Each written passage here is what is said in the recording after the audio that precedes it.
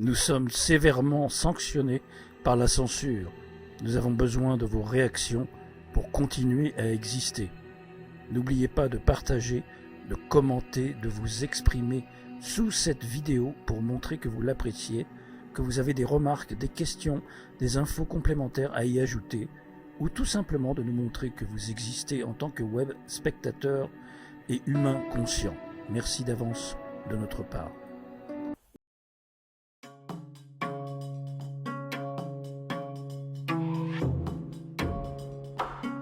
David Bouquet et Marc Gray. Urgence, trouver du sens derrière le chaos.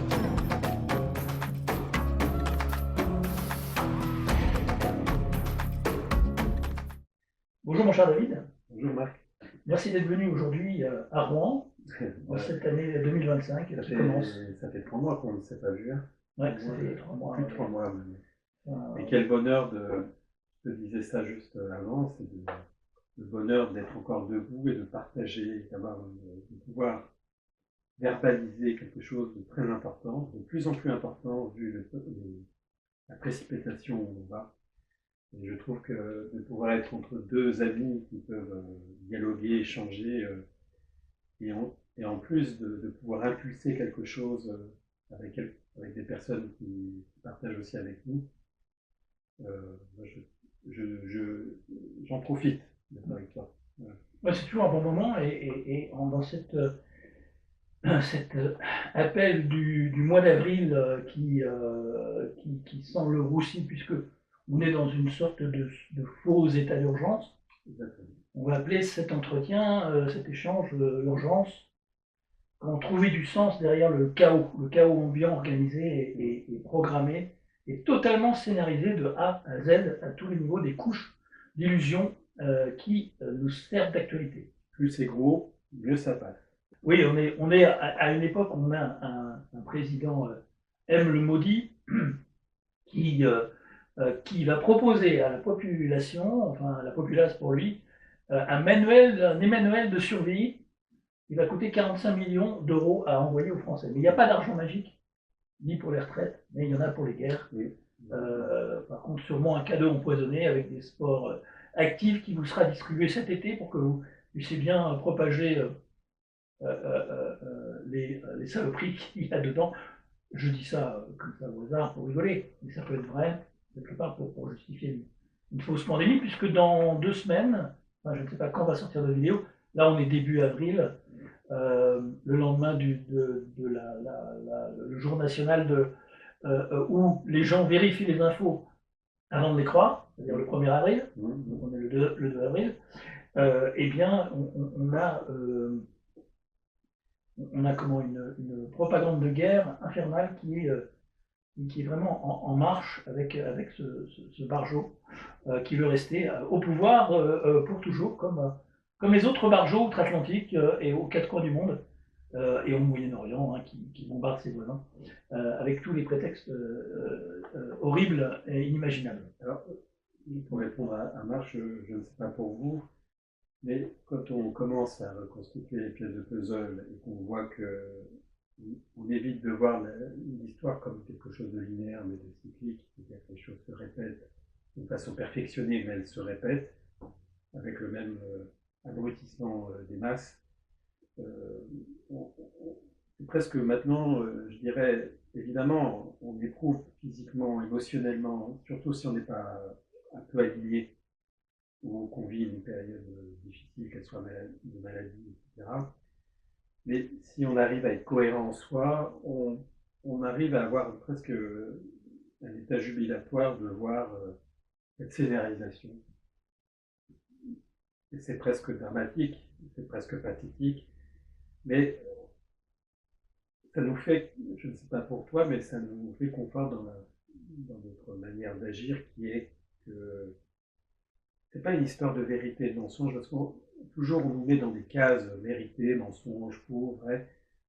C'est l'histoire que de plus en plus on ressent cette impulsion, que quelle que soit l'issue, nous sommes sur une voie digne, où on est fier de suivre ce chemin, et que quelque part, c'est une époque qui nous pousse finalement nettoyer de plus en plus les choses et d'aller vers l'essentiel. Oui, c'est ça, c'est un rappel à soi et un rappel à l'essentiel de ce qu'il y a à garder en mémoire dans la confusion orchestrée générale avec du vrai et du faux, un mélange de confusion, de provocation et de contradiction et d'exaspération envers la masse de PNJ qui fait semblant toujours de n'avoir rien compris et nous prend, nous, à partie comme les méchants de ce monde d'illusions. Et je crois, d'une façon subtile, qu'on atteint un autre stade, et que les PNJ, de toute façon, sont devenus des machines.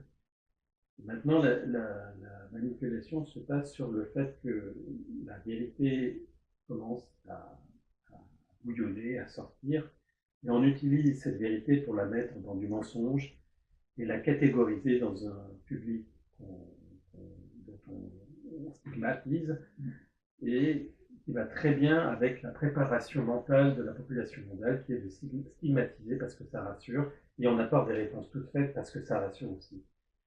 Et ça, c'est vraiment une nouvelle étape que je ressens. Peut-être que je suis un peu en retard de questionnement, mais il est vrai que je le sens d'autant plus que je me rends compte qu'à chaque fois qu'on a une pensée déviante, c'est une pensée qui s'auto-questionne, une émotion qui ressent les choses. Une fois qu'on commence à être curieux dans le sens, dans tous les termes, curieux dans le sens de qu'est-ce qui se passe, qu'est-ce qui se passe, qu'est-ce qui se passe, c'est quoi la vie, c'est quoi? Et puis cette impulsion qui fait que on se pose des questions tout de suite, dès qu'on va vers un sujet qui remet en cause la normalité, le normatif. De toute façon, il y a une espèce d'indifférence qui s'installe, une sorte d'apathie, une sorte de pare-feu qui s'installe de la population qui fait que on n'est pas concerné, désolé.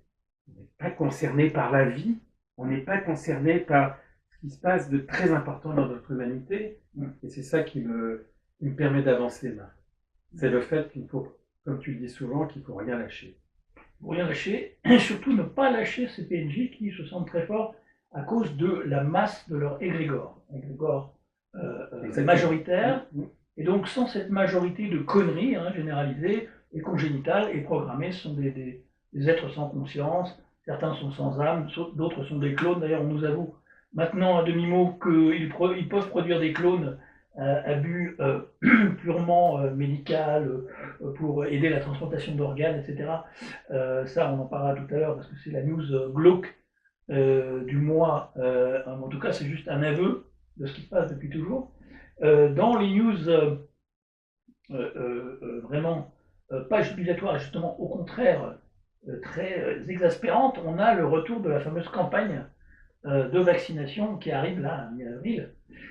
Et donc on prend les mêmes poisons tueurs, sans vergogne, avec tous les dégâts causés avec les précédents, sans vergogne, on prend les mêmes poisons tueurs, et on fait une promo de la tournée génocidaire. Voilà, ça continue. Aucune hésitation, aucune protestation, aucun remords, d'une seule voix. Tous se réjouissent de trucider, rendre malade et refaire du pognon avec les mêmes potions avérées mortelles et toxiques.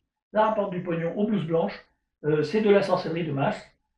Et Big Pharma Keia, la sorcellerie est au pouvoir et eugéniste mondiale sans adversaire. Et elle continue et perdure et a perduré depuis très longtemps. Voilà, depuis l'intronisation de Pasteur, l'imposteur, encore un frère d'Atruel, qui est juste la devanture de tout ce mécanisme eugéniste et mutatif, mutant, derrière, qui s'occupe de faire muter, de trucider, d'éteindre l'espèce humaine, en la stérilisant, l'empoisonnant, en la faisant muter, en la pucerant avec des nanobots. En fait, on est dans un monde complètement mais glauque. Il faut le dire. Les news sont glauques, en tout cas. Contrairement à ce que tous ces gugus là qui font la promo de leur faux sauveur Donald, la trompette, la paix du trompeur, effectivement, votre sauveur à la tête de la santé américaine, RFK, Robert Kennedy, il recommande le calendrier vaccinal, tel que prescrit par la CDC, donc l'organisme de santé américain, dont la nouvelle responsable, Susan Suzanne Manares, est une sbire de l'ARPA, une agence chargée de financer les biotechnologies, dont les vaccins ARN contre le cancer. La préparation aux prochaines pandémies et les technologies en même temps de la médecine prédictive sont aux commandes, contrairement à ce que vous croyez. Notre RFK national, américain et international, défenseur des antivax est tout sauf ça. Il est pro-vaccin à mort et c'est pas parce qu'il a dit les vaccins RNM c'est mauvais qu'il va pas l'approuver puisqu'il s'associe avec une ponte des biotechnologies. Voilà. Oui, c'est ce qu'on a dit tout à l'heure, c'est comment on affaiblit l'impulsion. Je pense qu'il y a l'impulsion de la vérité, elle est affaiblie par le fait qu'on la met dans la boue et on transforme ça en espèce de discours qui avance masqué. C'est un cheval de Troie, hein, finalement. Et c'est une stratégie de plus en plus fréquente maintenant, c'est qu'on utilise finalement, à chaque fois que quelque chose peut remettre en cause le mouvement concomitant, on peut le dire, hein, qui s'accélère, à chaque fois que une chose commence à percer, à fissurer les choses, on l'utilise pour la détourner de son impulsion, et on l'utilise pour manipuler d'autant plus que nous sommes propices au dépassement. Et ça, c'est vraiment un piège. Alors, pour moi, ce que j'ai envie de te dire par rapport à tout ça, c'est que le maître mot, parce qu'il y a une époque où on parlait de comment se défendre de tout ça, enfin, de comment. Alors, bien sûr, on y reviendra, il y a beaucoup de choses. Moi, je reviens sur l'essentiel. Je pense que le maître mot actuellement, c'est de supporter l'éprouvement. C'est-à-dire qu'il faut être dedans et dehors, si on peut. Mais il n'y a pas de petits combats. Ça, ce que je veux vous dire, c'est qu'il n'y a pas de petits combats. C'est pas parce que les choses semblent jouer d'avance dans cette histoire d'infamie mondialisée qui dure depuis longtemps. Imaginez que des personnes qui sont dans cette impulsion-là, qui voyaient ce qui se passait, ont baissé les bras en disant les dés sont joués d'avance. Vous voyez ce que je veux dire, c'est que quelque part, c'est une chose qu'on doit ressentir ou pas. Et je peux comprendre pour des personnes qui baissent les bras. Mais je peux aussi comprendre qu'il faut éviter d'associer le fait que les dés sont joués d'avance et le fait que cette impulsion sur laquelle, avec Marc, on travaille depuis des années, cette impulsion, il y a quelque chose d'insaisissable dans cette impulsion qui est de l'ordre d'une vie multidimensionnelle et qu'il ne faut pas s'arrêter juste à un enfermement cellulaire, un enfermement de dimension où tout semble figé et qui nous fait croire que le réel c'est ça. Le réel n'existe pas. Bien sûr, si je tape la table, mais cette table, elle est subtilement toujours en mouvement. Si vous la voyez atomiquement, au niveau énergique, tout est mouvement. Donc, on est vraiment, à notre époque, sur une affaire de déformation et de manipulation des perceptions, et ça grandit de plus en plus. C'est pour ça que supporter l'éprouvement, c'est d'avoir à la fois d'être fier de rester aligné en soi, mais aussi d'être toujours vaillant, de toujours dénoncer, de toujours, à son échelle, de dire non à certaines choses, de ne pas se sentir seul, parce que des fois, c'est le piège du système, c'est de nous isoler. C'est de nous isoler parce que la majorité des moutons est partout. Donc, c'est important, même si vous êtes dans votre coin et que tout le monde pense à des conneries, pensez bien que l'essentiel est ailleurs et que l'énergie, qui s'appelle solidarité, je dirais subtile, elle existe. Parce que je le crois, Marc. Hein, la preuve, c'est qu'on ne peut pas, une fois qu'on connaît, on ne peut pas se résoudre à s'arrêter, à se dire non, je me résigne.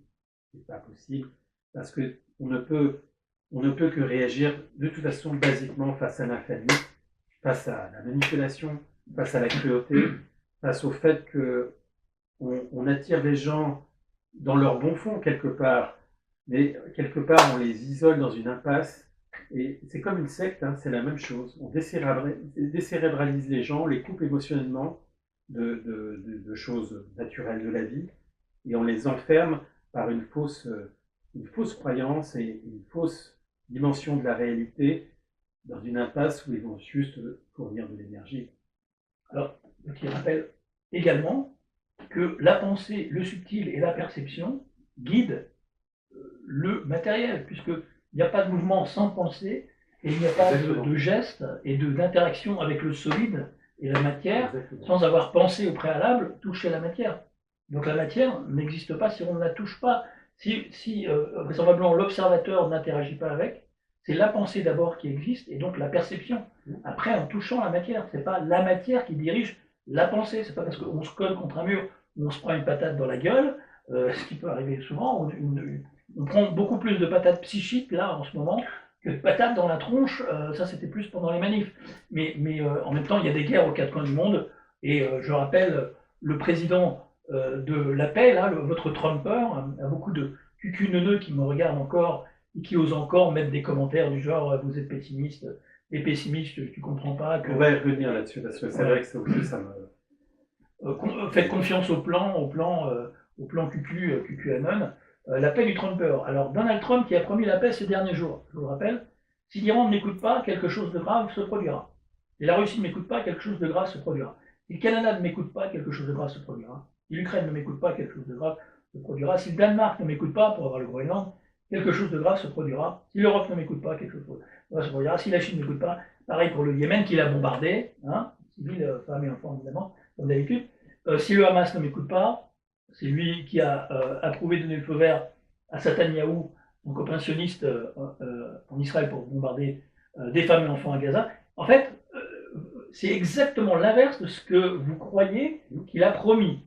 Donc, ça, président de la paix, ça c'est de la propagande. Sur la réalité terrain, c'est un président de la guerre. Donc, tout est inversé. C'est le novlangue, tout est inversé. Et le Musk, la même chose. Un génie ce mec, un génie aidé par des fonds de l'appareil d'État américain pour acquérir toutes les énormes transactions et grosses boîtes qu'il a achetées grâce aux fonds du contribuable américain. En plus, il y a des affaires là-dessus. Ils sont sortis, donc c'est pas un génie du tout. Ce type est juste une espèce de bot provocateur qui est là pour provoquer tout le monde, pour faire des rachats dans sa propre boîte, du bras gauche au bras droit, et inversement avec BlackRock et Vanguard derrière, hein, comme fonds de pensions et investisseurs qui ont la main sur tout. En fait, c'est des 33 milliards, je crois. Encore un 33, hein, évidemment, comme d'habitude, le fameux degré de grade justement, des fromages. Je dis ça, mais pour moi, c'est un cheval de 3. Complètement. Parce qu'un cheval de 3, de 33 même. Le 33, c'est ce qu'on a dit tout à l'heure, c'est que comment un type comme ça utilise d'une façon et réunit une espèce de pensée, il prend de la vérité pour la foutre dans la boue et hypnotiser les gens de façon qu'ils puissent avancer au niveau de son plan de l'IA, etc. Et je trouve ça, si on veut la définition du diable, c'est ça. Le diable adore avancer d'affilée, c'est ça. La ruse du diable, c'est faire croire qu'il n'existe pas. La ruse du diable, c'est faire croire que c'est quelqu'un qui va battre les méchants, qui va révolutionner le monde, etc. Et c'est une affaire d'énergie. Comment vous pouvez penser, vous le sentez bien qu'il y a quelque chose qui ne va pas. Il suffit d'avoir du bon sens et une sensation pour voir qu'il y a quelque chose qui ne va pas. Comment on peut vouloir révolutionner le monde en étant dans la violence, la barbarie, l'imposition, imposer des millions de satellites. Comment on peut croire à quelque chose qui se fait dans la violence? Quelqu'un qui a été derrière, en plus se proclame, autoproclame lui-même, le père des vaccins aux États-Unis avec l'opération Warp Speed. C'est-à-dire, il a lancé la 5G aux États-Unis, c'était sous son mandat. Il y a un moment, vous allez oublier tout. Même vous souillez, vous marchez à côté de vos pompes. Les gens qui soutiennent toute cette clique-là de mafieux au pouvoir, le type a été aidé par les Rothschild quand il a mis en banqueroute plusieurs casinos à Atlantic City. C'est les Rothschild derrière, c'est comme partout, la City de Londres. Donc il y a un moment, il faut arrêter de prendre les gens pour des cons et de nous faire croire qu'on est pessimiste parce qu'on est réaliste. Il suffit de se pencher un peu en avant et de creuser pour voir que ces types-là font partie du nouvel ordre mondial, enfin de l'ancien ordre mondial même. De toute façon, ça fait longtemps qu'ils sont au pouvoir. Donc, non, il n'y a pas d'espoir en politique, et arrêtez de croire parce qu'on accuse une fausse opposante au régime qui s'est présentée 2 fois à la présidentielle pour pouvoir faire passer M. le maudit comme président 2 fois, que parce qu'elle est mise en examen et elle est condamnée, soi-disant, elle fera un jour de tôle. Non, elle ne fera rien du tout. C'est de la victimisation des francs-macs. Ils adorent se victimiser. Regardez Mélenchon, c'est la même chose. Se faire victimiser pour attirer l'attention à elle, ces personnes, comme Trump, avec son faux attentat, avec ses condamnations, ceci, cela, ses procès. Et regardez, puisqu'ils en ont après moi, c'est moi le gentil. Tu vois, c'est ça. C'est un peu comme, je sais pas, je me ferais taper par quelqu'un que je paierais dans la rue pour dire, regardez, j'ai été agressé. Il y a un petit billet. Les médias, c'est exactement la même chose. Les psy-op, les fausses flags, ils ne font que ça. Et ça ne se fait pas sans l'aval des services secrets et donc de l'appareil d'État profond, américain et mondial. Dans tous les États. Hein. La France, les comédiens, ils sont partout. Hein. L'attentat de l'Observatoire Mitterrand et toutes les cliques, la clique au pouvoir de Franc-Mac là, depuis des décennies, c'est la même chose, mais c'est moins spectaculaire, c'est tout. C'est moins théâtralisé, moins hollywoodisé. Et donc, je pense que la première règle dont on parle depuis tout à l'heure, c'est de dépassionner justement le fait qu'on attend désespérément, pas la plupart d'entre vous qui nous écoutez, enfin, je l'espère en tout cas, mais se dépassionner. Parce que la réponse ne viendra pas de l'extérieur. Elle vient d'un travail plus lent, plus laborieux, intérieur, où on prend beaucoup de recul sur les choses et d'arriver à se réaligner sur des fondements très importants qui sont universels au niveau de la vie. On en parlera avec Marc. Mais si quelque part, à qui donnez-vous votre énergie, est-ce que c'est une affaire d'énergie, tout ça, tout ce qui circule, etc. On parlait de la matière, de la pensée, de l'énergie, mais on dit souvent que la matière, c'est de la pensée grossière, et que la pensée, c'est de la matière subtile. Et ça, on est sur un certain niveau, et c'est là-dessus que se joue la manipulation. Et c'est là-dessus qu'on vous fait croire que le sommet de la vie d'un être humain, c'est celui qu'on vous endoctrine depuis que vous êtes petit, on vous pollue depuis que vous êtes petit, on vous éduque depuis que vous êtes petit. Vous vous rendez compte toutes les couches qu'il va falloir se déséduquer petit à petit pour arriver à retrouver une dignité et une élévation. Et ça se fait non pas dans un souci de perfection, parce qu'on ne peut pas atteindre une certaine perfection par rapport au monde où on vit, mais c'est déjà la première règle, c'est déjà d'alléger ce qui peut l'être. C'est-à-dire, vous savez, j'ai fait l'entretien ce matin, mon discours ce matin, et c'est important que je vous le redise peut-être là. Et quand on sait que nous sommes traversés chaque jour de 60 000 à 70 000 pensées, à peu près, grosso modo, hein, et que sur ces 70 000 pensées, 50% sont des pensées réfractaires qui sont liées au fait des soucis de la vie quotidienne, des soucis liés à la famille, des soucis, etc. 40% sont des pensées toxiques, liées au fait qu'on vous bombarde tous les jours, même électriquement, magnétiquement, que ce soit, on vous irrite l'âme, je sais pas quelle, pour que vous soyez tout le temps constamment occupé par ça, par 90% de pensées qui sont inutiles. Il reste 10%, et qu'est-ce que je fais de ces 10%? Comment je peux élargir ce champ?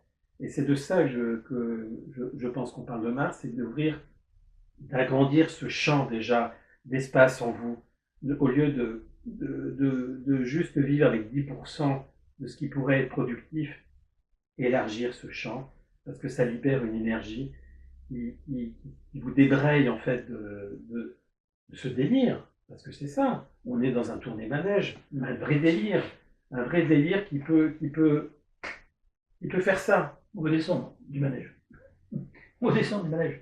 Alors je vous donne quelques news du monde d'hypocrisie. Alors d'un côté, on a le M. le maudit, qui promet 2 milliards d'euros d'aide militaire à l'Ukraine, mais qui nous dit, d'un autre côté, il n'y a pas d'argent magique. Les Français, par contre, pour ma petite femme Zelenskiette, c'est magique. Voilà. Il y a von der Leyen, la Leyen, hein, Ursula, un plan de près de 600 milliards d'euros pour la défense européenne et l'aide à l'Ukraine.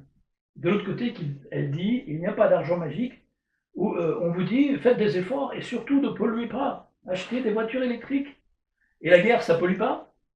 Et ils sont électriques, vos chars. Et ils sont critère 5, non, pour les aider-feux, là. C'est du pur foutage de gueule. C'est tout, ils sont au contraire, en fait. Il y a un moment, je ne sais pas à quel moment ça bascule, entre ceux qui n'admettent pas que les picous sont en train de les faire crever et qui ont plein de pathologies. Alors certes, certains, alors dès qu'ils ont au-dessus de 60 ans, on s'en occupe pas, c'est normal de crever la gueule ouverte du jour au lendemain, d'être retrouvé dans son lit. C'est pas grave, hein. Donc en dessous de 45 ans, ah bah oui, mais il avait une pathologie avant, donc c'était sûrement ça, qui est revenu sans se préoccuper du fait que ces bouffons de la propagande de Big Pharma nous inventent des maladies ou attribuent à des maladies tous les effets secondaires des picouses, de leurs picouses, qu'ils vont remettre encore sur le tapis. Là, c'était les victimes et elles n'ont rien à attendre de la part de ceux qui ont mis en place un système sans aucun respect pour la liberté de choix déjà, le pass nazitaire, vaccinal, etc.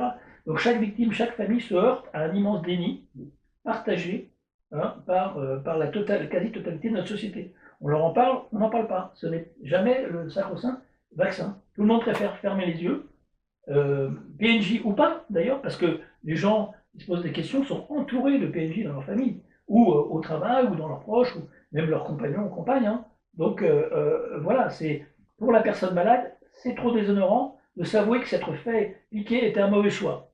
Je suis désolé, mais quand on a un instinct de survie, au lieu d'écouter les menaces pour ta sécurité ou ta santé, d'ailleurs, à partir du moment, c'est ça, la propagande qu'on connaît depuis le climat, la santé, les fausses pandémies, etc., dès que la propagande officielle te dit c'est pour notre bien, méfiez-vous, courez dans l'autre sens. En fait, c'est ça.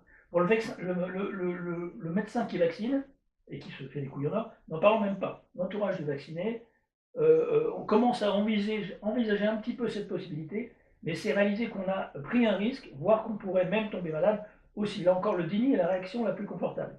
Mais la seule manière d'aider les victimes, je vous le dis, si on a envie de les aider, d'ailleurs parce que les PNJ nous en ont mis plein la gueule pendant les confinements, dans ces périodes totalitaires, et vont remettre le couvert dès que la moindre douille. Là, si on est en fausse guerre, là c'est fini, là on est des traîtres. Si on n'adhère pas à la propagande nationale du petit M le maudit, là, et qu'on ne veut pas aller faire la guéguerre à Pout-Pout, qui fait partie du clan, hein, c'est pareil, la famille Lubavitch de l'autre côté, quoi. Sionistes d'un côté, sionistes de l'ouest, sionistes de l'est, et ben on va passer encore pour les méchants. Et donc, bon, bah, le mieux pour les aider, c'est de les écouter quand même, recueillir des données, des informations, et leur dire on va essayer de vous aider, mais on ne peut plus vraiment les aider parce que toutes les statistiques officielles sont tronquées, et quand même, à vous les dégâts, mais jamais à la téloche, jamais à la radio.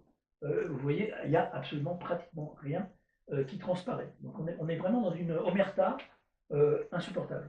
J'ai envie de dire que c'est très important le fait d'être toujours dans un va-et-vient de dénoncer le mal et de garder, de préserver ou d'ouvrir un champ universel que nous portons en soi, que ça soit maintenant ou dans 10 ans ou dans 20 ans. Ce qui se passe actuellement, c'est la notion de la perte de la transcendance. C'est-à-dire qu'on fabrique une IA qui va porter l'humain à la transcendance, à une transcendance qui va l'amener vers une impasse. Une impasse où il sera réduit finalement où il aura l'impression que la conscience qu'il a est la conscience maximum, alors que c'est une conscience dégénérée, une conscience juste faite pour qu'il puisse produire une énergie, etc. Donc là, il n'y a pas de petit combat. Ce qu'on vit avec Marc, on sait très bien qu'on est face à une énorme machine, une énorme machine à rouleau compresseur, comme on dit ce matin.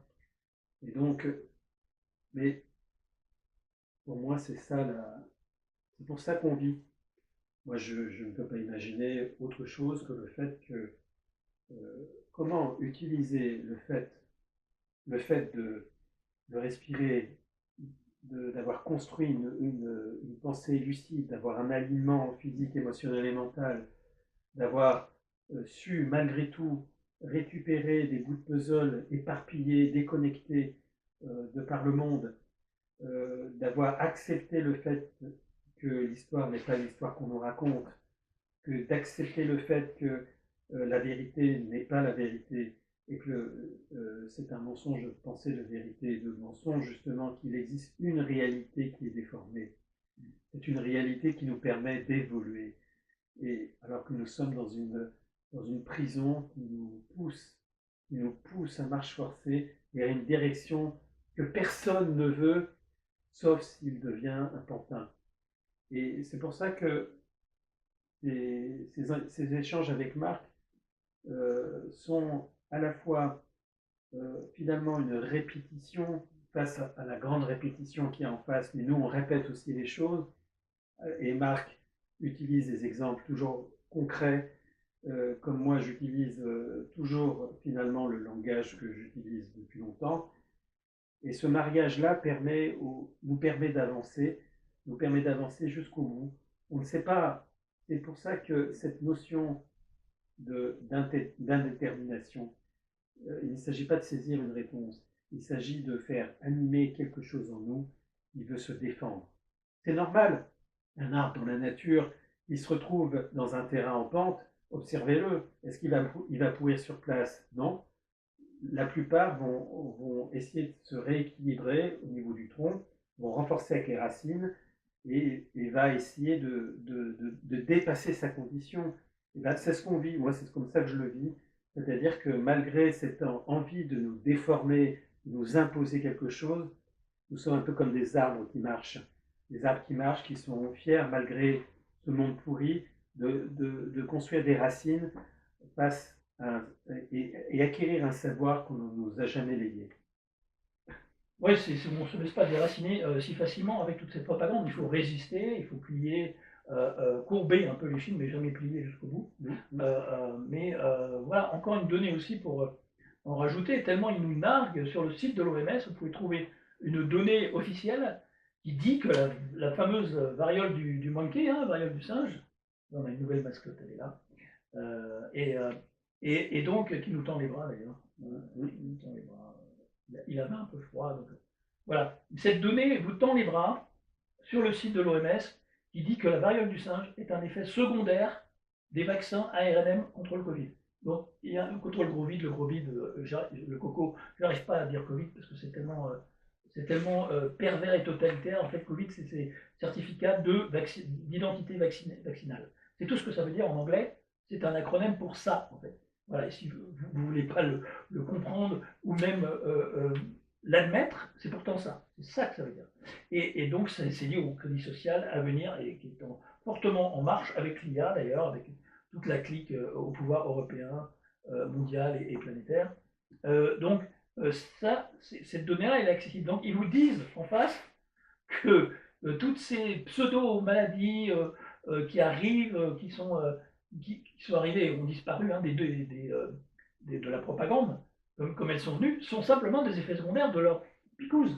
Ils n'admettront jamais. Donc en fait, ils nous le disent à la fois pour nous faire consentir. Et ça, c'est une tactique, comment on dit, c'est le consentement induit ou c'est le consentement forcé par... c'est un peu comme cette news là qui vient d'arriver aussi sur ces scientifiques qui proposent de développer des corps humains, vous savez, sans âme, soi-disant, pour des expériences médicales et de la transplantation d'organes. Alors ça, on est dans le film The Island, où vous vous souvenez, les stars confectionner des sosies pour soit les remplacer, soit greffer des organes, etc., et les prélever, etc., ou pour prolonger leur durée de vie. Et donc, ils utilisent des cellules souches, des soi-disant bodyoïdes, ça s'appelle bodyoïdes, seraient cultivés dans des utérus artificiels et conçus pour supporter la douleur sans conscience. Ça, c'est formidable. La douleur sans conscience. C'est un peu ce qu'on dit des pauvres crustacés qu'on mange. Vous savez, ah non, ils ne ressentent pas la douleur. Mais bien sûr. Et les chercheurs visent à retarder le développement du cerveau. Mais ça, c'est c'est pas la peine dans certains cas, il y a des millions comme ça autour de nous, et s'assurer que le corps manque de sensibilité. Voilà, les utérus artificiels sont déjà testés, mais nous on sait que tout ça, ça existe déjà, voilà, ils nous parlent de cellules souches, de technologie d'utérus artificiel, de créer des clones humains, quoi, en fait, c'est ça, hein, susceptibles de fournir des organes pour les greffes et révolutionner la recherche médicale. Et soulève aussi une série de questions éthiques, mais évidemment, côté américain, on dit que ça sera recyclable pour la consommation de viande. Donc on parle de cannibalisme là. On le pousse, on nous fait consentir qu'il existe déjà.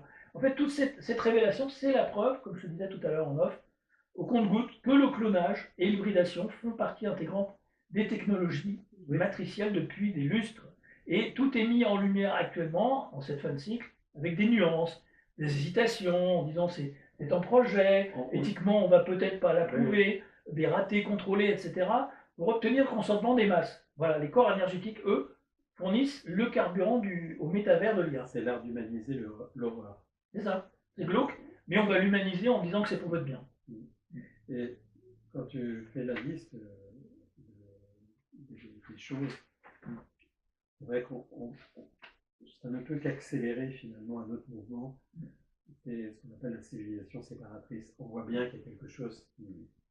C'est-à-dire qu'on a notre pauvre l'humanité avec notre conscience, etc., et on veut nous amener dans un autre niveau qui est inhumain, c'est vraiment le terme, à émotionnel, c'est-à-dire qu'on n'utilise que l'émotion pour pouvoir aveugler les gens, parce que sans outils pour maîtriser les émotions, eh ben, on devient manipulable par les émotions primaires, on les connaît, hein, la colère, le dégoût, la joie, on peut facilement manipuler les gens là-dessus, sans effort de vouloir un peu évoluer, de dépasser ce cadre binaire, et on peut les nourrir toute la vie avec jusqu'à temps qu'on n'ait plus besoin d'émotions.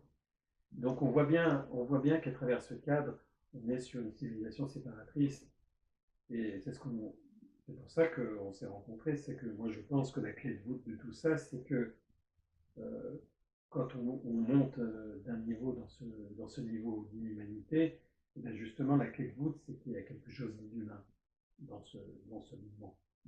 Et on voit bien que si on prend chaque branche, depuis des années, qu'on prend chaque branche, et qu'on met le plan de la planification, qui est l'élaboration d'un plan secret.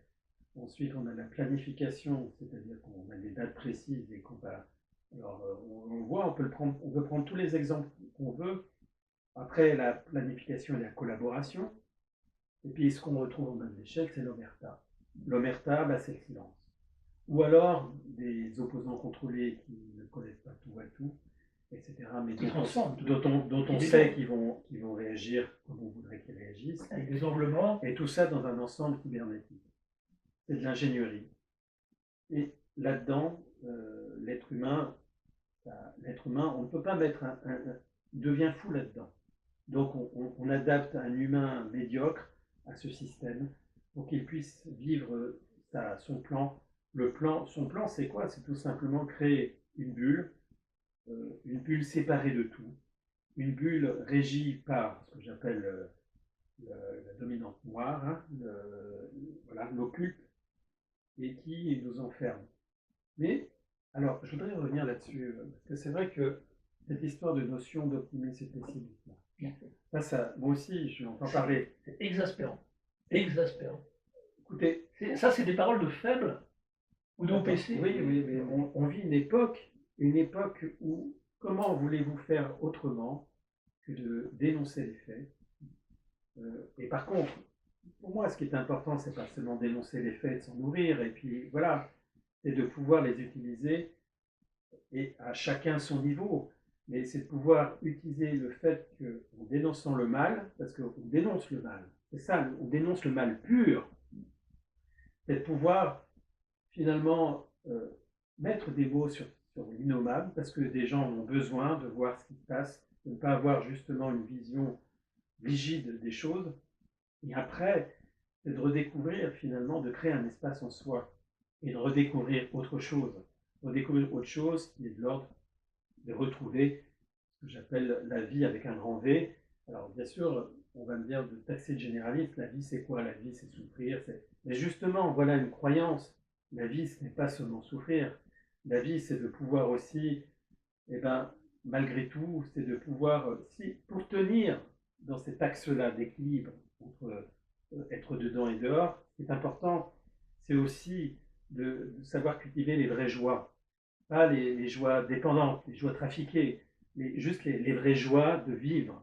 Parce que ça, c'est l'ouverture vers qui nous rend encore humains dans le sens humain. Et ça paraît simple comme ça, mais c'est très important. Et c'est là qui est pour moi l'aspect d'être positif.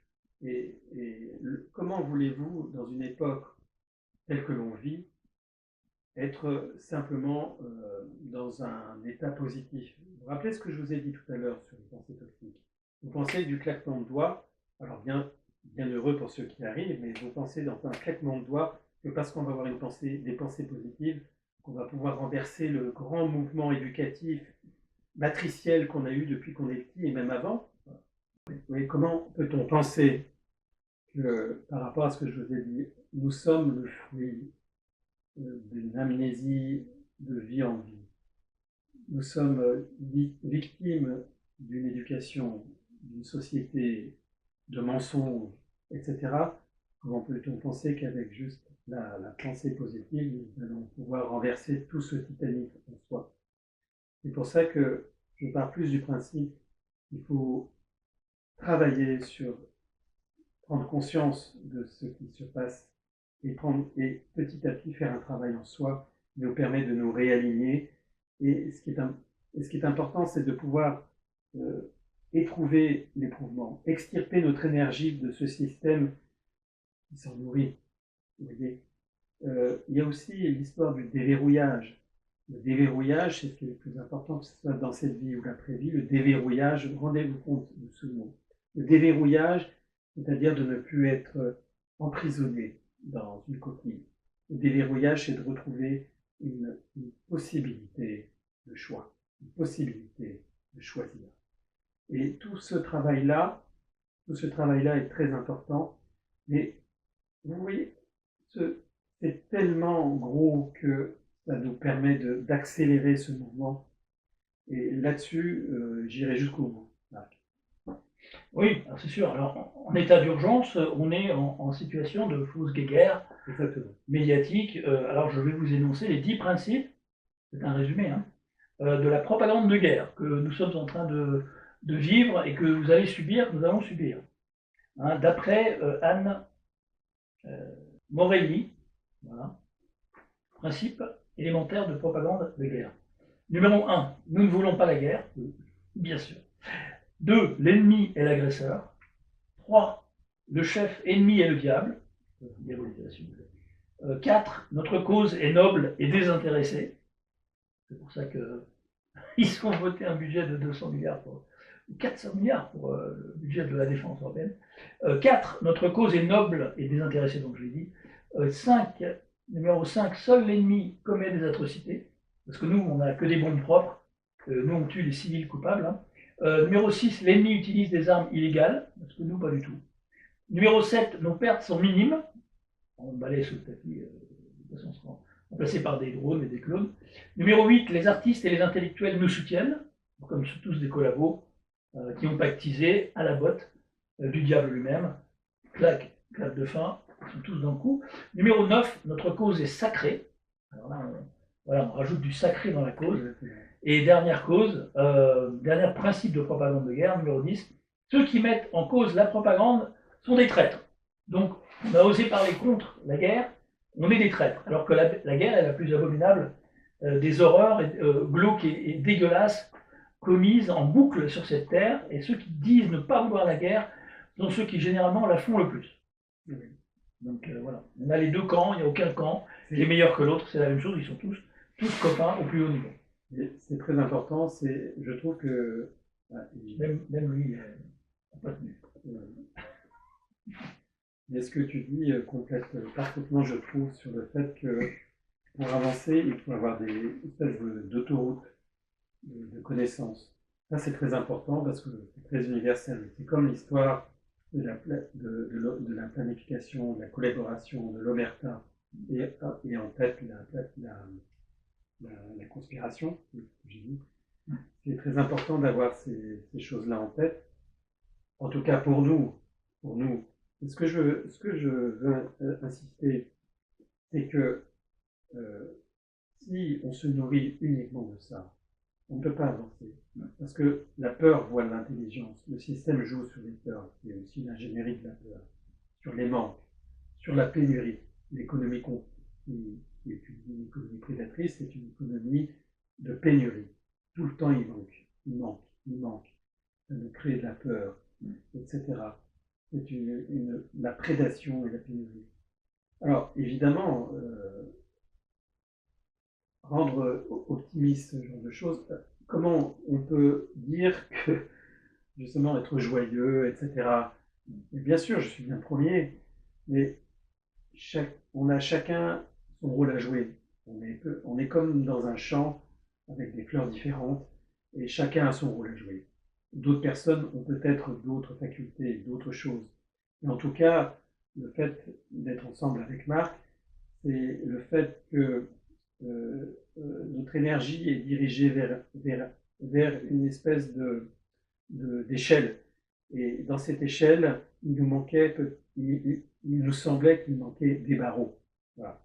Entre ceux qui ont atteint une certaine forme, soi-disant, de réalisation, et la personne qui est complètement paumée, il y a des gens qui ont besoin d'être informés et des gens qui ont besoin d'avoir du bon sens. Parce que le plus grand piège dans tout ça, c'est un peu l'exemple que je donne souvent, c'est comme l'après-vie. C'est pas parce que l'âme en tout cas, bon, le corps, le mental sans le corps, hein, quand elle va dans l'après-vie, c'est pas parce qu'elle se rend compte qu'il y a des choses qui se passent que c'est spirituel, vous comprenez? Et donc, tout ça est une guerre, j'ai envie de dire spirituelle aussi. Et interdimensionnelle. Et interdimensionnelle. C'est-à-dire qu'on nous fait croire à des choses, par exemple, le fait de dire il faut croire juste à l'économie, etc., c'est complètement faux, parce que si on gratte un peu plus les sociétés secrètes, etc., on voit bien que c'est tout sauf l'économie. Donc on est sur notre combat est sur différents niveaux, et c'est comme une jonglerie, hein. Enfin, on jongle sur les choses, on est un peu déséquilibriste, mais on est fait pour ça, je le sais. C'est pour ça que, bien sûr, rien n'est parfait. Je sais qu'une part de nous joue ce rôle-là. C'est très important de pouvoir arriver à jongler, à pouvoir dire les choses et à pouvoir mettre des mots sur une autorisation intérieure que la spiritualité, ce n'est pas la religion. La religion est juste un endoctrinement supplémentaire qui se rajoute à d'autres manipulations. Et donc, on sent bien qu'il y a une dissociation, un monde de séparation, justement, où ce qu'on défend est un monde qui ne veut pas être étouffé. Il ne veut pas être étouffé par un paradigme. Voilà. Parce qu'on lutte contre un paradigme.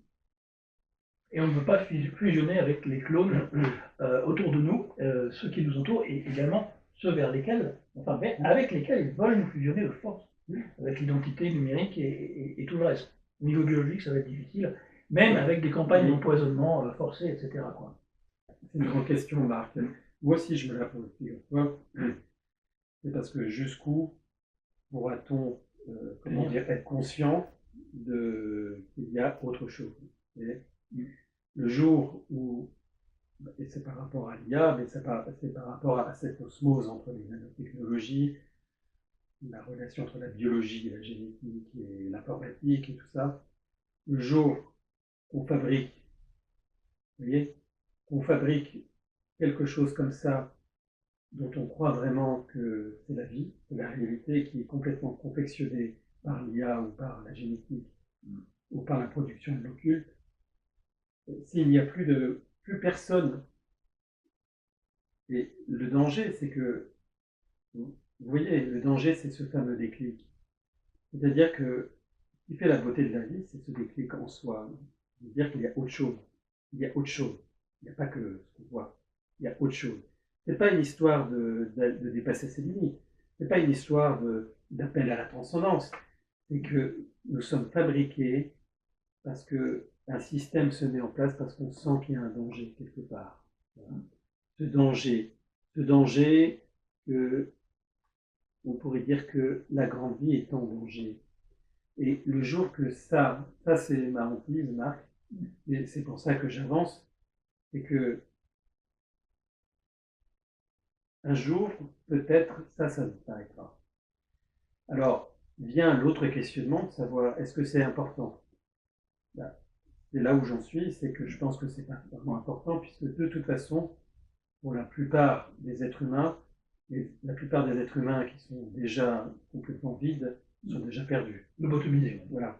Donc, la question à se poser, c'est que ce qu'on défend est ailleurs que sur Terre, et ailleurs que sur l'avenir de la planète. Il y a autre chose. Et cette autre chose, pour moi, est très important parce que c'est ça qui nous actionne et c'est ça qui me motive à aller voir, d'aller jusqu'au bout, de voir ce qui va se passer.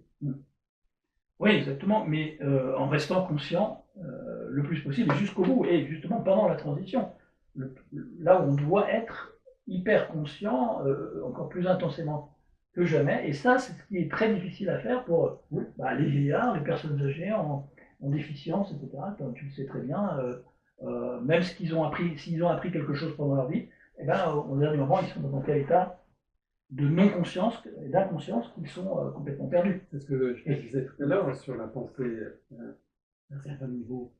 La pensée ne joue plus son rôle, elle ne devient qu'une matière subtile et que la matière devient une pensée grossière. C'est-à-dire que dans ce niveau-là, quelles que soient des personnes qui ont vécu plein de choses dans leur vie, ils n'ont aucun questionnement sur...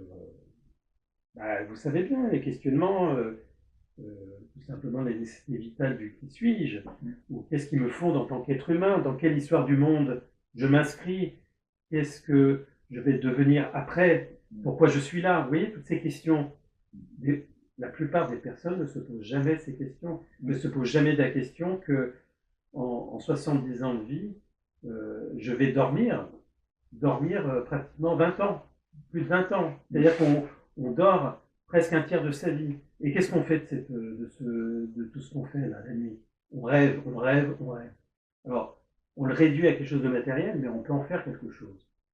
Ce que je veux dire après, c'est que tant que les personnes ne se poseront pas de questions sur l'après-vie, tant qu'elles laisseront la religion décider de mettre une croix sur leur tombe et d'avoir une cérémonie religieuse, et que le prêtre leur dit bon, c'est bon, vous êtes bénis, ça ne marchera pas. Parce que finalement, qu'est-ce qui se passe? C'est là que je vois que nous sommes nous sommes des hommes machines.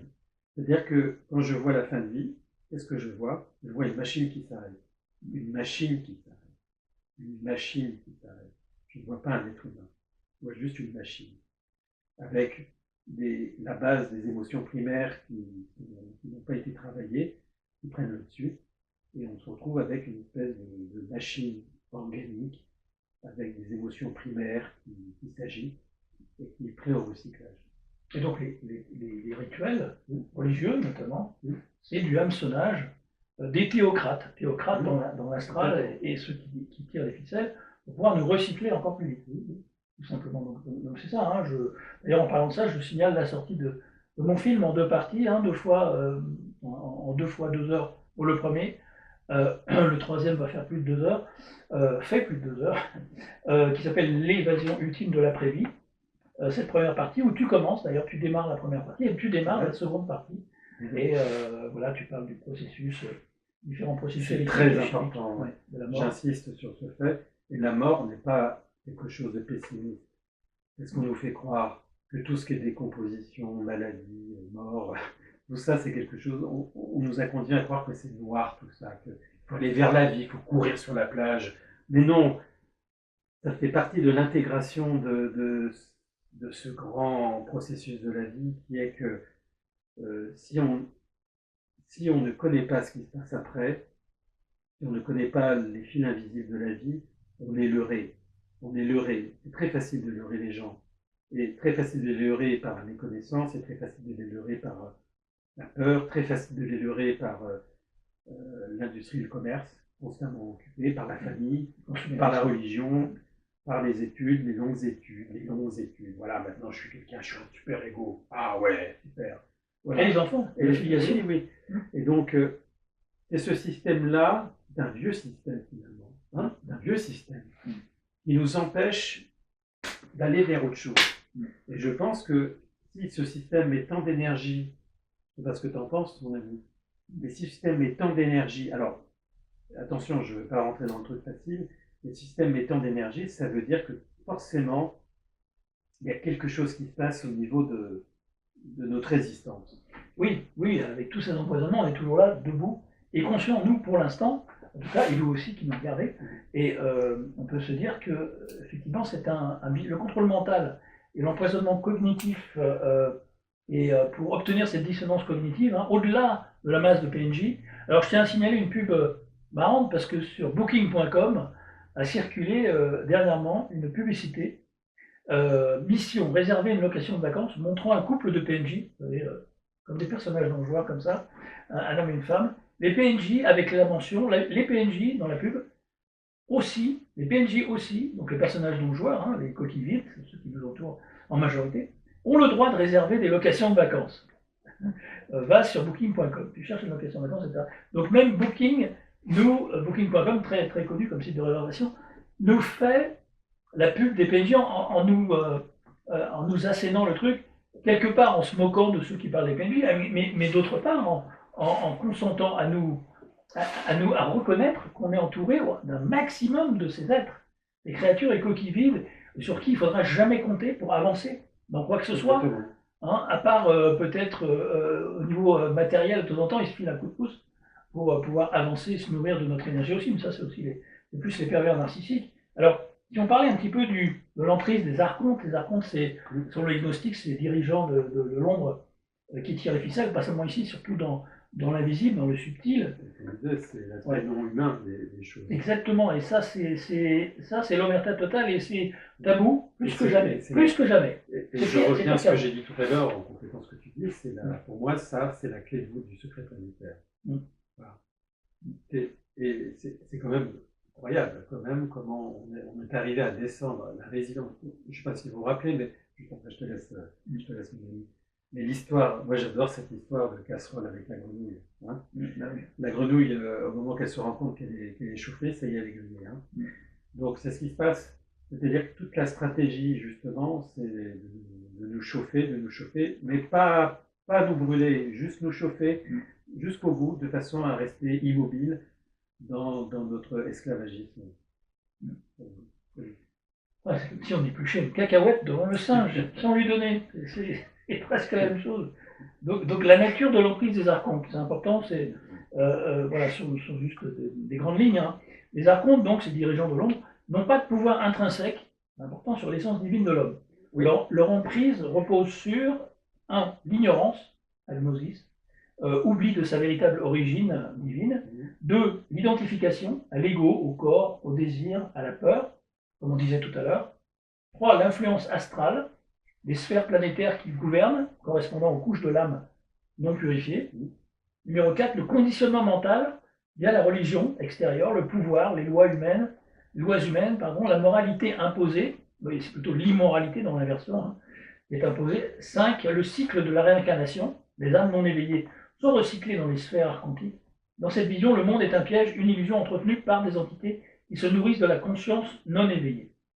Et donc, voilà, alors, la libération, hein, on le sait bien, j'en parle dans mon film en 2 parties, et on en parle souvent dans nos discussions et dans tes discours aussi, consiste à se souvenir de sa véritable origine, dissoudre les illusions de la personnalité archontique, ego, mental, désir, transcender ces sphères de contrôle, les éons inférieurs, et fusionner avec la conscience divine, mais encore une fois, quelle est la définition de la conscience divine? Ça, c'est tout un thème, mais on pourra en parler. De toute façon, cette année, c'est prévu qu'on refasse des thématiques très profondes et de se rendre compte, en effet, de ce qu'on avait dit au début, c'est se souvenir de qui on est. Bien sûr, de savoir qui on est, mais on est qui. Là, je pense qu'on a une archive, une perception des choses. De savoir qui on est, à la limite, si on part de la base que de toute façon, on nous a fait croire qu'on ne peut pas savoir qui on est, et bien si, notre puissance est de savoir qui on est. d'avoir notre capacité créatrice aussi, elle est très utilisée par tout ce système, et puis supporter l'éprouvement. Je crois que l'étape qu'on vit, c'est vraiment pour ceux qui sont conscients, Marc, hein, pas conscience, c'est un grand mot, moi j'utilise le mot conscience, qui ont un excès de lucidité, je dirais. Pour ceux qui sont lucides, Lux c'est la lumière, hein, ils sont lucides, et encore. Bon. Mais ceux qui sont lucides doivent maintenant arriver à vivre une stratégie de supporter l'éprouvement. Parce que on ne va pas être épargné, parce que justement, on met le doigt là où il faut. Alors, le processus dont tu parles est très important, parce qu'on en a parlé au début, c'est-à-dire de se souvenir qui on est. Et la question, c'est de savoir qui on est. Et c'est toute la question, justement, sur laquelle on nous verrouille. On nous crée des fausses informations sur ce qu'on est, et on nous supprime finalement les informations qu'il faudrait qu'on... C'est comme un code crypté, en fait. Pareil. On est à la recherche d'un code crypté pour avoir un PDF, pour nourrir notre être d'informations qui nous permettrait à la fois de supporter l'éprouvement, mais d'aller au-delà. Et je pense que cet au-delà, le signe qu'on avance vers cet au-delà de l'au-delà, comme on dit, c'est pour moi le signe, hein, c'est le fait que on ne pense plus forcément à l'histoire de l'avenir de l'humanité ou l'avenir du monde, puisque quelque part, dans un environnement multidimensionnel, n'est qu'une dimension parmi d'autres qui est verrouillée. Voilà. Et je pense que quelque part, notre combat, notre avancement, c'est qu'on est en train de servir autre chose. Mais ça ne veut pas dire qu'on se sépare. Une chose dans mon travail, je me rends compte, ça paraît stupide, mais quand je travaille et que je vois des gens qui sont passés de l'autre côté, je regarde toujours les vivants, je me dis, on est vivant.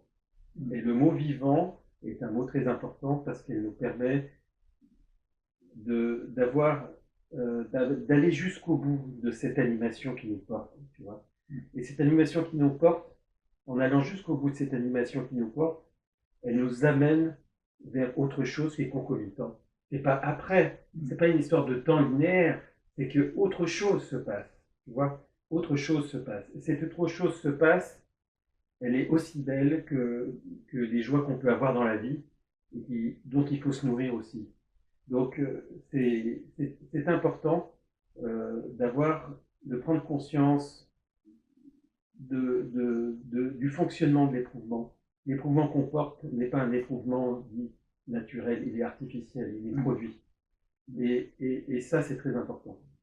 Mais justement, c'est ce processus de détachement de la coupure du cordon d'argent, si la corde d'argent existe ou pas, de l'expulsion de notre corps avatar physique, cet instant violent de la mort elle-même, du processus violent de détachement du corps et de l'âme, du corps éthérique, qui fait peur à tout le monde et qui fait peur dans toutes les cultures. Et c'est ça qui est brandi comme outil de contrôle de l'humain, alors qu'on le tue à longueur d'années et à longueur de millénaires. Donc c'est une contradiction totale. Il y a plus de morts que de vivants. Oui, c'est sûr. Dans l'histoire, c'est certain. Ce processus d'initiative de libération, donc je vais finir avec ça. L'éveil, l'étape 1, c'est l'éveil, l'âme Messie. L'âme reçoit l'appel intérieur, donc c'est un peu tous ces questionnements existentiels que nous, on a et que beaucoup d'entre vous ont. Après, elle ressent que ce monde n'est pas sa vraie demeure. Après, il y a un événement, une lecture, une vision, un rêve ou une souffrance extrême qui déclenche la prise de conscience. Après, chez les gnostiques, dans la pistis Sophia, c'est la chute de Sophia suivie de son cri vers la lumière. Ce cri est l'acte de rupture avec l'illusion. Et la deuxième étape, c'est la connaissance. Donc la gnose, l'âme commence à connaître les vérités cachées, la structure des mondes, Plérum, Éon, Archon, etc., son origine divine, le rôle illusoire du temps, de la mort et du karma. Mais bon, nous ce qu'on peut en retirer, c'est que on a passé déjà certaines étapes de notre vivant, et qu'on commence à comprendre que la vérité est ailleurs, en fait, elle n'est pas ici. Et tout est l'art de ce qu'on a récupéré, parce que je pense qu'on a récupéré. C'est pas, on n'apprend pas, on récupère. C'est différent. Je pense que la lutte maintenant, c'est de ne pas devenir amnésique. ne pas oublier, parce que la clé finalement, la clé de l'oubli, c'est la clé de la manipulation. Et donc, arriver à intégrer, parce que cette intelligence dont on parle, intelligence non localisée, elle passe par une perception beaucoup plus fluide de nos outils intérieurs, mais elle passe aussi par un basculement vers une autre forme d'intelligence qui n'est pas dans la conscience, qui n'est pas dans le cerveau, elle est autre part. Et ça, c'est l'étape où il faut qu'on continue, parce que c'est une étape qui est religieuse. Elle ne demande pas une forme de croyance, c'est une forme de sensation. Et ça, c'est toute la différence. La croyance n'est pas la sensation. La sensation, c'est autre chose. Et c'est de ça qu'on a besoin. On n'a pas besoin de croire les yeux fermés. On a besoin de sentir. C'est notre perception intérieure, notre intuition qui est innée, en fait, pour ceux qui sont encore un peu sensibles et tournés vers leur connexion intérieure. C'est vers l'intérieur, en fait, qu'on doit se tourner pour se libérer. Et c'est pour ça qu'on est dans une guerre, principalement sur les perceptions, nos perceptions, une guerre de l'information, à l'ère post-vérité, post-truth era. On est dans la confusion la plus totale, et c'est important de se rappeler à soi, de garder en tête que de trouver un sens dans ce chaos, une ligne de conduite, une feuille de route, que nous, on ne perd pas en tout cas les pédales et qu'on reste ancré aux vérités, la vérité unique, propre à tous, qui est complètement enfumée de tous les côtés, qui va l'être de plus en plus. Je pense qu'on dirige vers la suite des événements avec la saisie de nos épargnes, par exemple, pour faire la guerre. Enfin, tous les moyens sont bons, hein. C'est pour la planète, c'est pour la guerre, c'est pour un tel. C'est du n'importe quoi. Ce crédit social, en fait, si vous l'acceptez, vous êtes vraiment pire que les pires robots de Westworld qu'on a vu dans les films et dans les séries. Vous êtes vraiment pas de la chair à canon, vous êtes les clones qu'ils sont en train de confectionner, de faire grandir en 6 mois, hein, d'ailleurs ça prend 6 mois, pour faire un clone adulte pour utiliser ses organes. Vous en faites partie, vous êtes sûrement des clones d'ailleurs, la plupart autour de nous, qui n'osaient pas réfléchir, ou en tout cas être dans le déni, qui va plus loin que la simple protection de son ego. Je pense que c'est facile de dire c'est l'ego qui garde les gens dans le déni, c'est une peur d'avoir tort devant des vérités qui sont documentées, parce que de toute façon on leur présente et ils ne la regarderont jamais. Faire face à ces vérités, à la vérité ultime, commune à tous, c'est comme ça qu'on va pouvoir avancer. Sinon, je ne vois pas comment on peut avancer dans le mensonge perpétuel. L'humain n'est pas fait pour ramper. Non. D'ailleurs, la structure même du cerveau est une histoire millénaire de manipulation génétique déjà. L'histoire qu'on a continué de nous connecter avec le cerveau reptilien, les arts subtils, la machinerie de l'ingénierie qui nous manipulait au niveau du cerveau reptilien par rapport à nos peurs et nos instincts. Il y a par rapport à beaucoup de choses, et je crois qu'il faut faire jaillir par le chemin qu'on vit d'autres partitions musicales à l'intérieur de nous qui ont été trop longtemps mises de côté. Ouais, il faut trouver un sens dans le non-sens de cette vie, trouver le sens de la sortie, oui. Et en tout cas la soigner et s'y préparer de notre vivant. Et on continuera avec Marc ces magnifiques entretiens, en tout cas, sont pour moi très enrichissants. J'espère pour vous aussi. Et Marc, je te salue. À bientôt. À bientôt sur la planète des singes.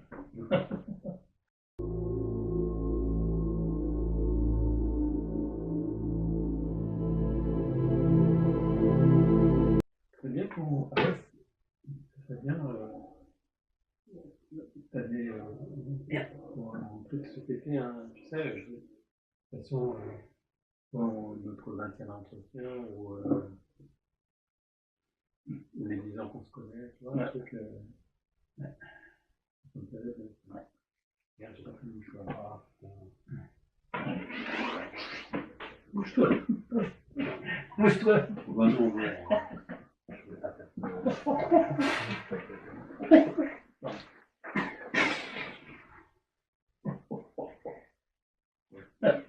L'instant bonobo.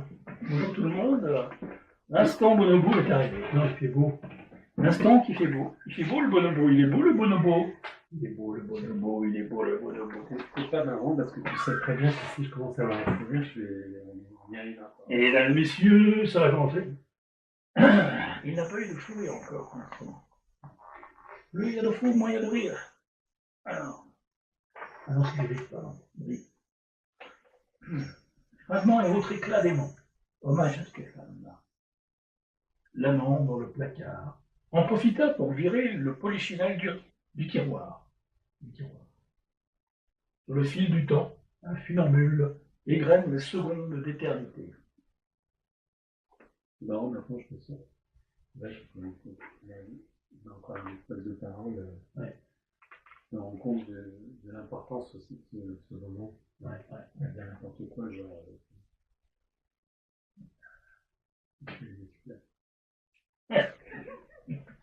J'ai tourné les serviettes. Ah non, pardon. Oui. Ça n'a rien à voir. Tu regardes. Je te montre un PNJ. Non, arrête, putain. Si, un vrai. C'est dans une pub Booking. Une vraie pub Booking. Les PNJ aussi ont le droit de réserver des locations de vacances. Va sur booking.com. Voilà, tu cherches une location de vacances. Voilà. Booking.com nous montre les PNJ pour nous montrer qu'on est entouré que de ça. Mais aujourd'hui, ce ne sont pas les PNJ qui nous écoutent.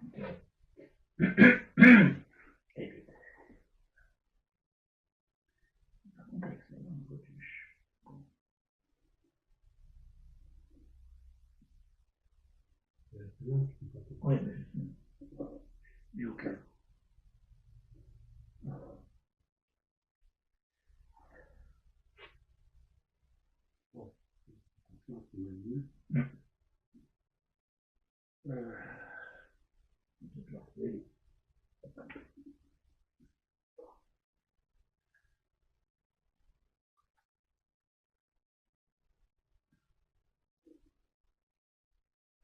Bonjour mon cher David.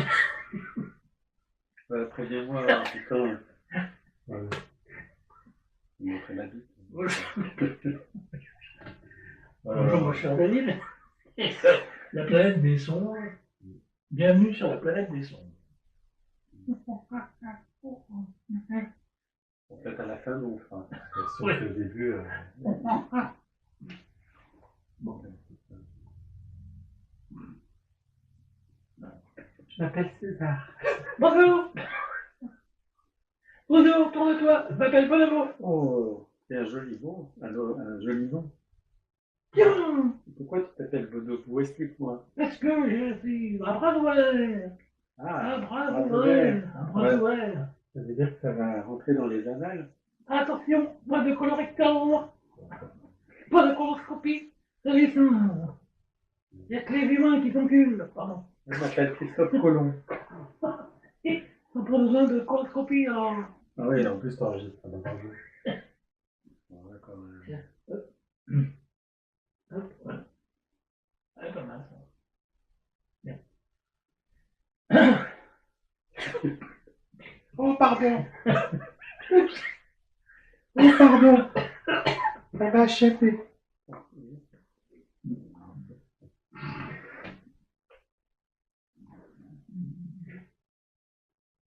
Mais confisquer mon portable.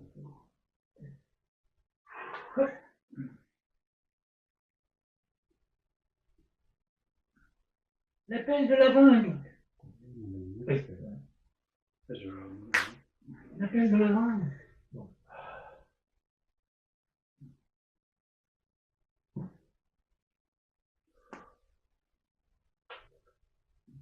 Il y aura bonjour aussi à Marianne. Marie-Ariane. Marie-Ariane. C'est un hybride entre Marie-Armelle et Ariane. Marianne. Oui, c'est vrai, tiens. Marianne. Pas mal. Bonjour Marianne. Oui, Marianne. Bon.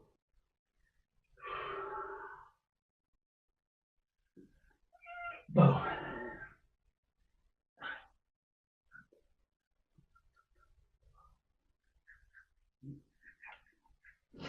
Let's get ready to rumble. Le micro n'est pas descendu, je peux pas lancer. Alors. trouver du sens. Urgence. Trouver du sens derrière le bonobo. Voilà. Le chaos. Le chaos. Imagine quand c'est en direct. Ah oui, on dirait que c'est... Je pense que le direct, c'est beaucoup la pression, donc ça permet Ouais, de... ouais, Là, c'est vrai que... Comme on est enclin à déconner, on va pas être épargné parce que justement, on met le doigt là où il faut le mettre. C'est une belle image, bravo. Bon, Le bras, coup de là, pub. le bras où il faut, le doigt, pardon. Donc j'en profite pour les mettre ensemble comme ça. Hein. Voilà. Voilà. Oh merde. On coupera au montage. Oui. Ou pas. Ah bah peut-être qu'on pourra le mettre à la fin. Regarde, Oh putain. là, le bêtisier, Voilà. là. Je suis parti dans un... Le doigt là où il faut. Ah non, Vous penchez pas en avant, les amis. chérie. Parce que là... Non, je ne suis pas ta chérie. Prends ton sage. Ça tu mets à la fin, hein, mais pas au milieu. Oh putain. Alors là, si c'est pas une attaque, ça. Ah, c'est une attaque de singes, de la planète des singes. Donc, qu'est-ce qu'on... On n'est pas loin quand même là. Hein. Non, non. Ouais. Tu veux faire la conclusion ou Non, je voulais juste parler du processus de libération, le processus initiatique de libération dans cet énoncé. Tu veux que je termine peut-être Vas-y. Oui, je te laisse. Ouais. Attends, faut déjà que Attends, tu m'en rimais. On n'apprend pas un vieux singe. Je pense que la lutte maintenant, c'est de ne pas devenir amnésique. Voilà. C'est de ne pas... Voilà. Lui aussi, il devient amnésique. C'est de ne pas...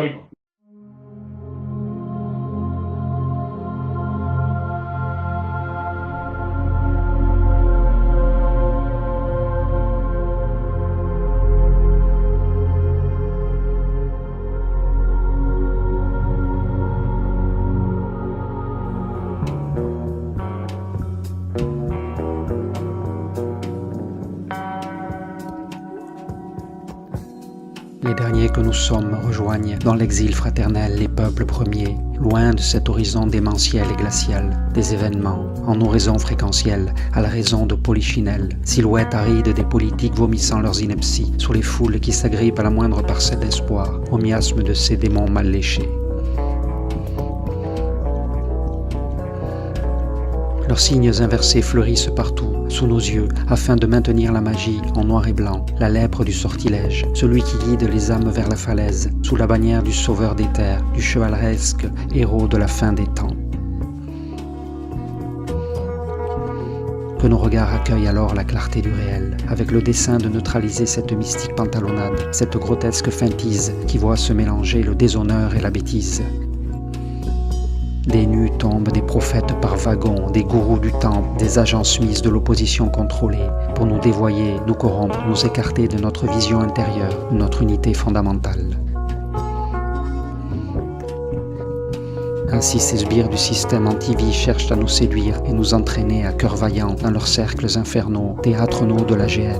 Cependant, notre lucidité repère leur posture messianique masquée, cachée sous les apparats de ceux qui nous imaginent tels des rats qu'il est de bon ton d'appâter, avec de mielleuses promesses d'obséquieuse mondanité.